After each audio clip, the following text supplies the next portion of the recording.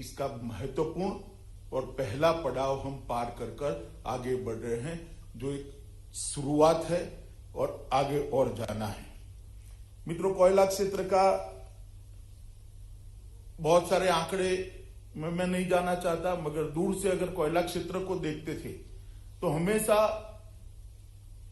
एक भाव खड़ा होता था कि जितनी क्षमता देश की इकोनॉमी को कंट्रीब्यूट करने की कोयला क्षेत्र की है, इसकी 1/3 भी कंट्रीब्यूशन नहीं मिल रहा है।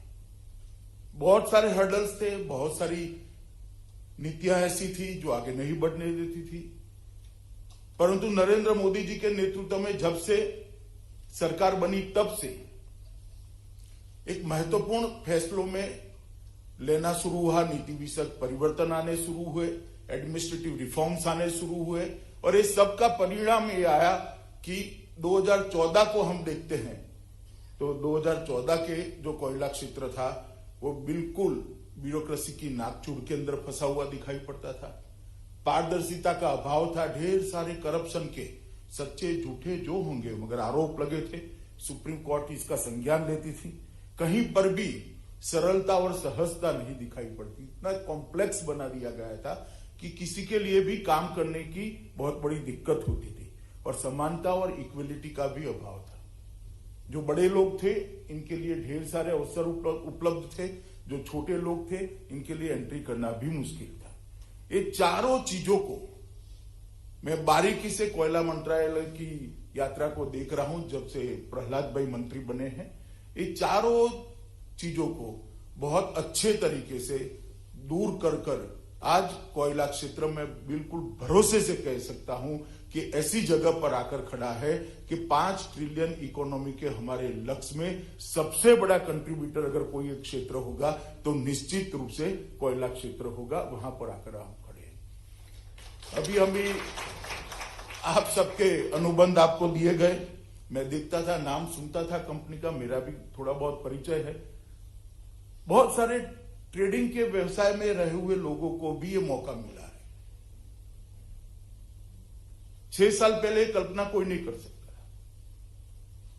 और मैं कहना चाहता हूं जिन नए लोगों को ये आज मौका मिला है उनको कि आपको स्केल बदलने का एक बहुत बड़ा मौका भारत सरकार ने दिया है, प्रधानमंत्री जी ने दिया है, श्री प्रहलाद जोशी ने दिया है।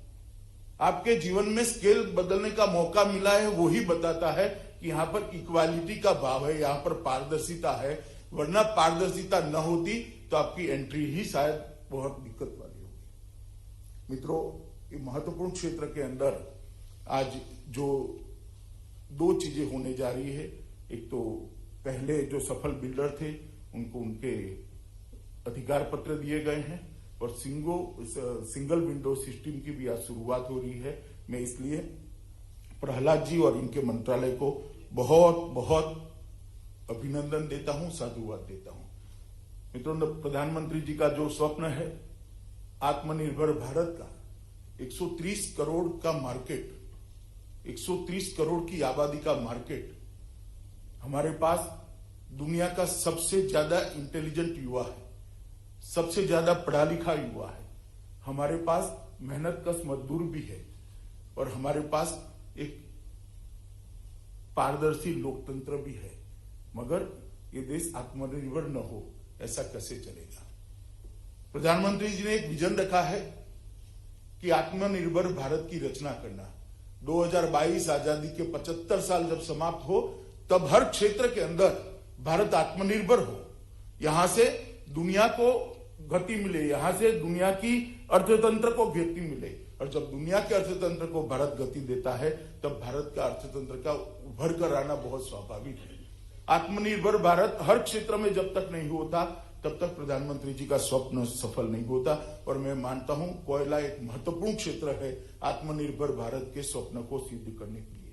क्योंकि जैसे बताया, आज भी लगभग ऊर्जा का 72% हिस्सेदारी कोयला क्षेत्र से।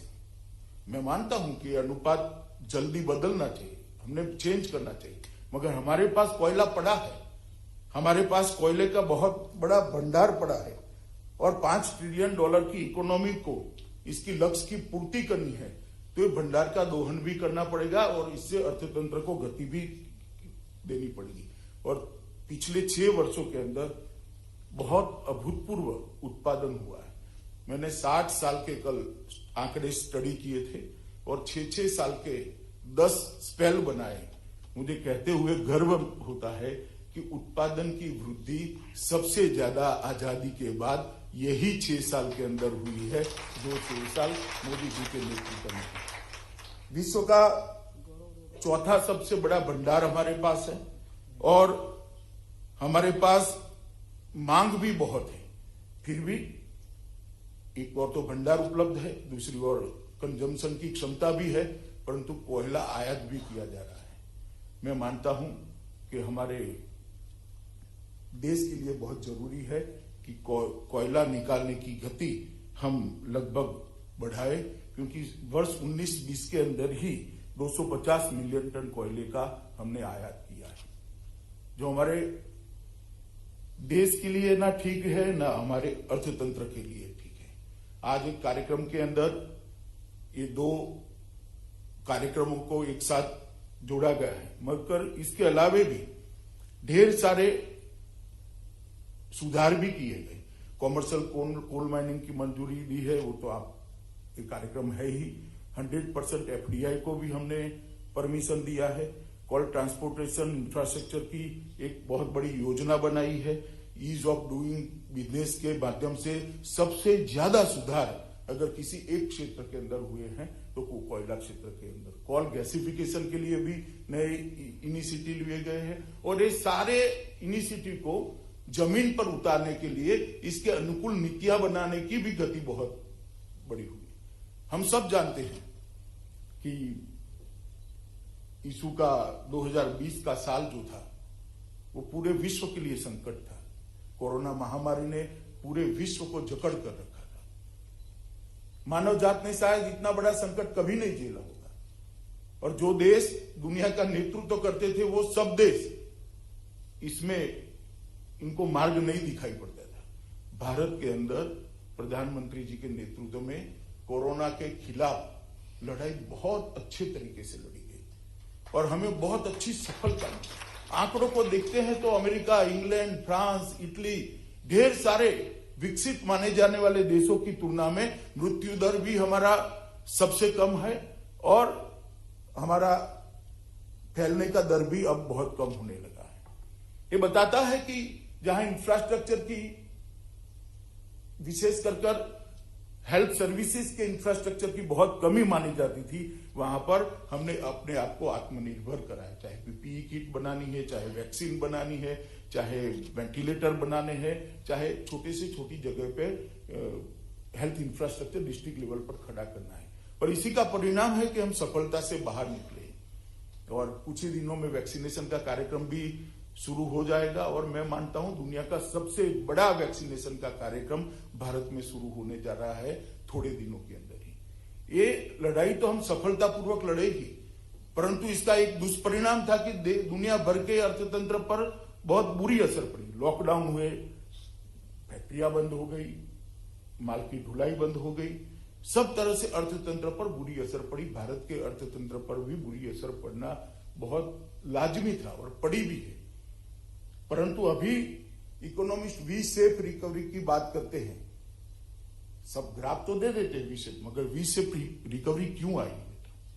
मैंने नजदीक से देखा है कि एक और तो कोरोना के खिलाफ लड़ाई लड़ी जा रही थी, खुद प्रधानमंत्री जी इसका नेतृत्व करते थे और प्रधानमंत्री जी ने शुरुआत से कोरोना के खिलाफ लड़ाई का एक चरित्र तय किया था कि दुनिया भर में कोरोना के खिलाफ सरकार लड़ती है, भारत के अंदर सरकार और 130 करोड़ लोग साथ में मिलकर ये लड़ाई को लड़ेंगे और जीतेंगे। इसके कारण हमें सफलता मिली है। और दूसरी ओर इसी कालखंड के अंदर जब सब गतिविधियां बंद थी, पॉलिसी रिफॉर्म के लिए ढेर सारे फैसले लेने का काम नरेंद्र मोदी सरकार ने किया। ढेर सारे फैसले, आप कल्पना नहीं कर सकते इतने फैसले लिए। कुछ की घोषणा हो गई, कुछ की घोषणा अभी होगी। कृषि के अंदर, कृषि के क्षेत्र के अंदर ढेर सारे बदलाव किए गए। शिक्षा नीति इसी समय के अंदर हमारी पूरी होकर बाहर आई। अंतरिक्ष के क्षेत्र के अंदर भी बहुत सारे रिफॉर्म किए हैं, इकोनॉमी में भी बहुत सारे रिफॉर्म किए हैं, फार्मा और फर्टिलाइजर के भी अंदर बहुत सारे रिफॉर्म किए गए हैं। इंफ्रास्ट्रक्चर के लिए भी ढेर सारी नई योजनाएं और ईज ऑफ डूइंग को लाने की गति हमने आगे बढ़ाई है। और ईज ऑफ डूइंग को भी जितने हर्डल और थे, इसका एक एडमिनिस्ट्रेटिव खाका तैयार करने का काम इसी कोरोना काल के अंदर किया। विश्व में कहीं पर भी कोरोना के खिलाफ लड़ते लड़ते आने वाली मंदी को आगे कैसे निपटना, इसकी तैयारी नहीं हुई। भारत सरकार ने नरेंद्र मोदी जी के नेतृत्व में 2 मोर्चों पर लड़ाई लड़ी। कोरोना के खिलाफ तो लड़ाई लड़े ही लड़े, सफलता भी प्राप्त करी, और मंदी के खिलाफ भी लड़ाई लड़े कि जो आने वाली थी उसको दूरदृष्टि से देखकर ढेर सारी नीतियां, ढेर सारे रिफॉर्म बनाए गए और अब धीरे धीरे इंप्लीमेंट हो रहा है। मैं आपको कहते हुए मुझे आनंद है, आज आप जो कर रहे हैं वो भी कोरोना काल के अंदर ही इसका जन्म हुआ है। जून के अंदर शायद आपने 18 जून को शुरू हुई प्रक्रिया, और आज आप लोगों के हाथ में अधिकार पत्र दे दी गई। इस तरह के ढेर सारे बदलाव मैं आपको गिना ही नहीं सकता। 5 ट्रिलियन इकोनॉमी, $5 ट्रिलियन इकोनॉमी का जो हमारा लक्ष्य है, कोरोना हमें थोड़ी गति तो इसकी स्लो कर सकता है, मगर मैं आपको विश्वास दिलाता हूं मोदी जी के नेतृत्व में एक लक्ष्य को हम पूर्णतया सिद्ध करेंगे और इस लक्ष्य को पार कर कर भारत एक महत्वपूर्ण मकाम पास करेगा। आज लगभग 40 निजी कंपनियों और 2 सार्वजनिक कंपनियों ने जो हिस्सा लिया था, उसमें से 23 खदानों का आवंटन हुआ है।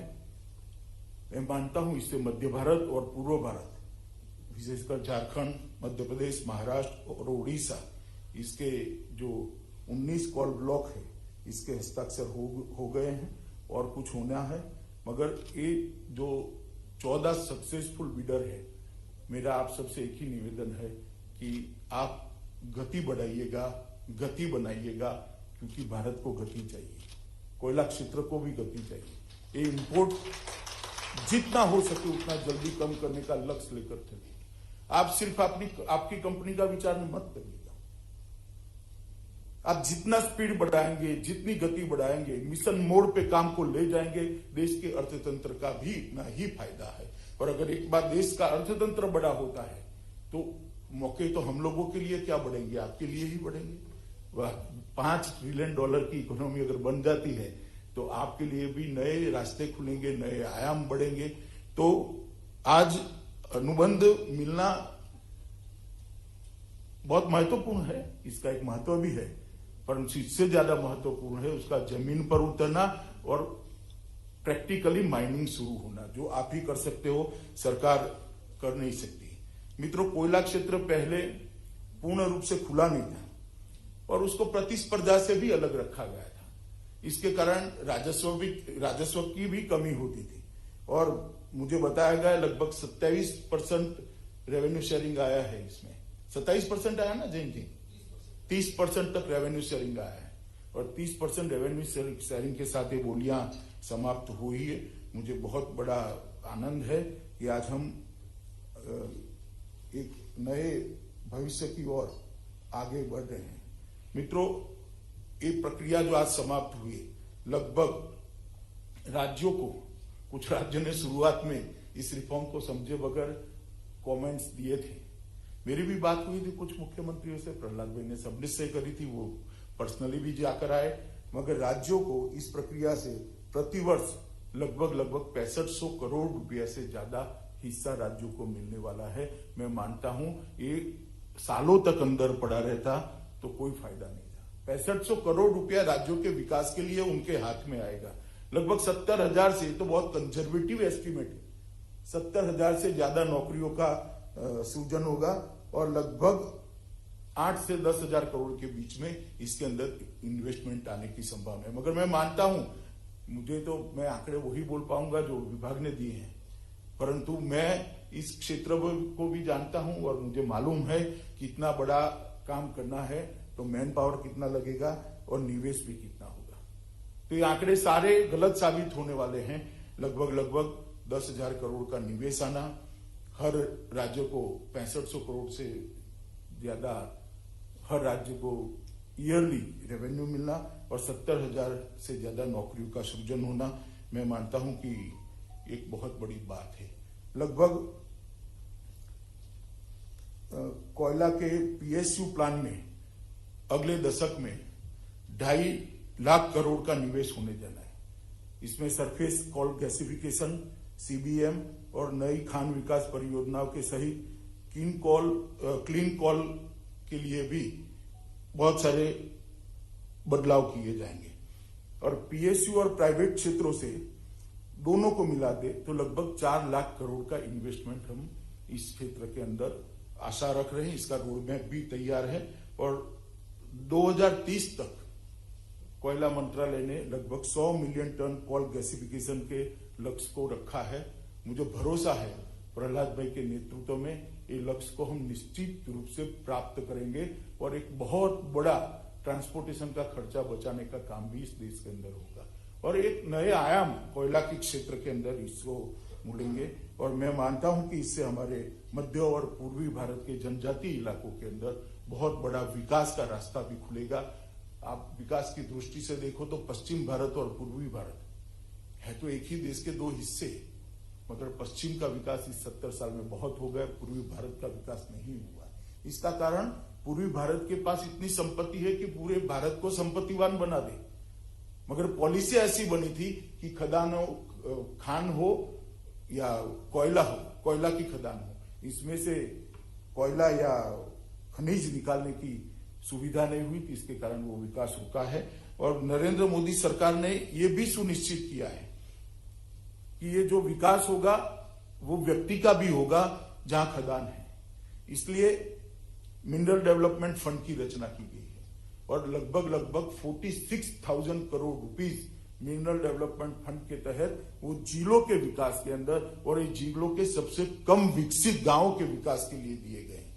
पहले तो रेवेन्यू सरकारों के पास आती थी, चाहे भारत सरकार हो या राज्य सरकार हो, मगर रेवेन्यू का परकोलेशन अर्बन एरिया में ही हो जाता था क्योंकि वहां डिमांड ज्यादा होती थी, ज्यादा अपनी बात को रख पाने वाले लोग थे। वो ट्राइबल्स जहां से रेवेन्यू जनरेट होती है इसकी कभी चिंता नहीं होती थी। नरेंद्र मोदी सरकार ने ये मिनरल डेवलपमेंट फंड की रचना कर लगभग 46,000 करोड़ रुपया 6 साल के अंदर डिस्ट्रिक्ट के हवाले किया है, जिससे ये वहां रहने वाला चाहे आदिवासी हो, चाहे ओबीसी समाज का व्यक्ति हो, चाहे दलित हो, चाहे गरीब हो, इस सब के विकास के लिए सीधा काम हुआ है। मैं मानता हूं कि ये एक और तो विकास को गति देना और विकास का परकोलेशन, रेवेन्यू का परकोलेशन ऐसी जगह पे करना जिनका अधिकार इस पर है। एक बहुत अच्छा मॉडल मोदी जी के नेतृत्व में हुआ है। मित्रों, मैं बताना चाहूंगा आपको कि 13-14 में लगभग 560 मैट्रिक टन कोयले का उत्पादन था और 19-20 में इसको पीछे मुड़कर देखते हैं तो 729 मैट्रिक टन तक पहुंच चुका है। मगर मैं मानता हूं इससे संतोष लेने जैसी बात नहीं है। हमने तय करना पड़ेगा कि जितना भी भंडार नीचे पड़ा है 20 साल के अंदर इसका संपूर्ण दोहन कर 30 साल के अंदर इसका संपूर्ण दोहन कर हमारे अर्थतंत्र को गति देने का प्रयास कर। जिस गति से वैकल्पिक ऊर्जा के स्रोत बन गए हैं, मैं मानता हूं कोयला जितने जल्दी जमीन के अंदर से निकालकर उसको ऊर्जा में परिवर्तित किया जाए वो हमारे देश के लिए और हमारे अर्थतंत्र के लिए, दोनों के लिए बहुत फायदे का बात होगा। आज मैं इस कार्यक्रम में ज्यादा बोलना नहीं चाहता। प्रहलाद भाई ने बहुत मेहनत की, मैंने देखा है, बहुत सारे हर्डल भी आए कि कोयला क्षेत्र में रिफॉर्म करना मतलब रेगिस्तान के अंदर जहाज चलाने जैसी बात है। इतनी जकड़न वाला एक डिपार्टमेंट था। आज रिफॉर्म की गति आगे बढ़ चुकी है। मोदी जी के विजन को प्रहलाद भाई ने जमीन पर उतारा है और मैं मानता हूं कि 2023-24 तक 1 बिलियन टन कोयला निकालने का जो लक्ष्य है ये वो प्राप्त कर पाएंगे। इसके साथ गरीबों के कल्याण के लिए भी ढेर सारी योजनाएं, आयुष्मान भारत हो, घर देने की हो, स्वच्छ भारत के तहत शौचालय देने की हो, बिजली और शुद्ध पानी देने की योजनाएं भी जिस क्षेत्र से ये आता है और कोयला क्षेत्र के मजदूरों के लिए हम लागू करने जा रहे हैं। एक आरोग्य का कार्ड भी उनको देने जा रहे हैं, जिससे उनको अपना जीवन अच्छे से सुधारने में मदद होगी, उनके पूरे परिवार की हेल्थ की भी चिंता होगी और पर्यावरण के लिए भी ढेर सारे फैसले लिए हैं। मैं इसका आज यहाँ जिक्र करना नहीं चाहता, मगर मैं आज इस मौके पर आप सबको इतना ही कहना चाहता हूं कि आप सब इस क्षेत्र को गति देने का प्रयास करिए और जितनी स्पीड से आप खनन चालू करेंगे, इतनी ही स्पीड से सुधारों को भी बल मिलेगा और इस क्षेत्र का आगे बढ़ने की गति और बढ़ेगी और हमारे अर्थतंत्र को भी फायदा होगा। आत्मनिर्भर भारत और $5 ट्रिलियन की इकोनॉमी के लक्ष्य को इतनी ही जल्दी हम सिद्ध कर पाएंगे। मैं फिर से एक बार प्रहलाद जोशी के नेतृत्व में कोयला मंत्रालय की पूरी टीम को हृदय से बधाई देना चाहता हूं कि इतने कम समय के अंदर ये रिफॉर्म को उन्होंने जमीन पर उतारा है और आज से आप लोग अपना काम शुरू करने के लिए आपको अधिकार भी दिया है और बाकी सारे रिफॉर्म भी आने वाले पाइपलाइन में ही है। मुझे भरोसा है कि आते ही $5 ट्रिलियन इकोनॉमी का जो हमारा लक्ष्य है, इसमें सब